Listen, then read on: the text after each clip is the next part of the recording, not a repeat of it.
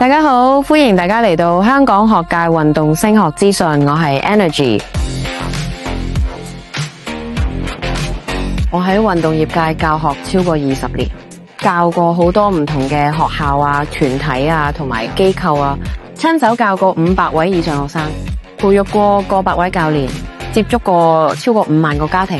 疫情之後呢，我轉咗跑道，由運動啦、教育啦、設施管理，去到市場推廣，而家喺海外繼續拓展香港嘅業務。但係香港本地嘅運作，全靠一班合作多年嘅同事，到而家仍然持續運作，而且越做越好。所以我今日分享嘅唔係紙上談兵嘅，而係我自己親身做過、試過、錯過、再修正過嘅經驗。今日我哋嘅主題係體育成績真係幫到升學，定只係心靈安慰？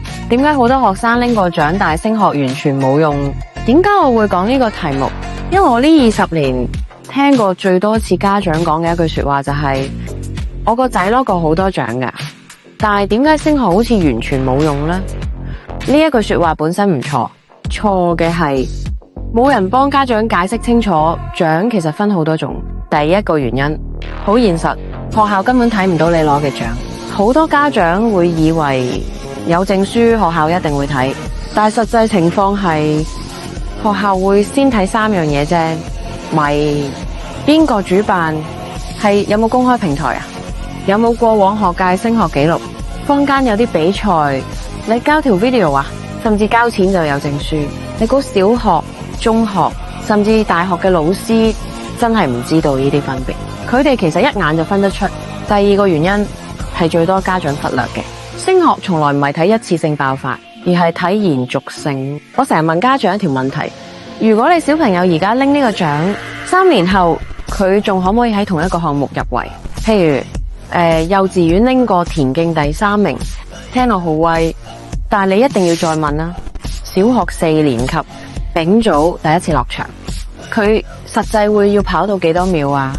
如果而家嘅訓練同將來嘅學界要求完全接唔上，呢個獎對升學其實冇實質作用。第3個原因就係冇整體規劃，好多時唔係小朋友唔得，而係大人冇諗清楚條路點行。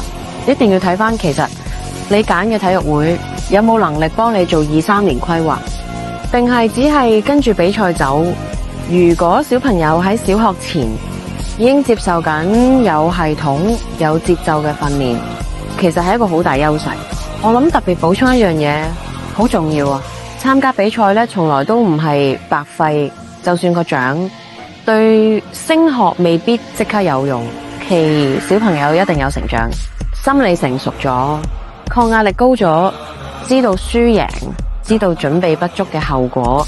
但係前提係家長要清楚小朋友係為乜而比賽啊？到真正面試嘅時候，學校唔係淨係睇證書嘅，佢會問你玩過咩運動啊？點解揀呢個項目噶？你嚟題想做到咩成績？如果小朋友自己講得出方向，講得出目標，成個印象會完全唔同。最後一個加分位就係教練推薦信，但係前提係呢封信要真，要寫到成績、出席率、態度，家長配合。我親手寫過嘅推薦信，成功入學嘅例子真係多到數唔晒。咁所以總結一句呢，問題唔係攞獎冇用，而係用錯方式去攞獎。如果你唔想因為錯誤比賽、錯誤定位、錯誤期望而浪費咗小朋友最重要嘅成長時間，咁歡迎留言問我。如果你覺得呢啲內容咧有機會幫到身邊嘅家長或者朋友咧，不妨讚好、訂閱同埋分享俾佢哋。希望我行過嘅路可以幫你哋行得輕鬆啲。歡迎大家嚟到香港學界運動升學資訊頻道，我係 Energy。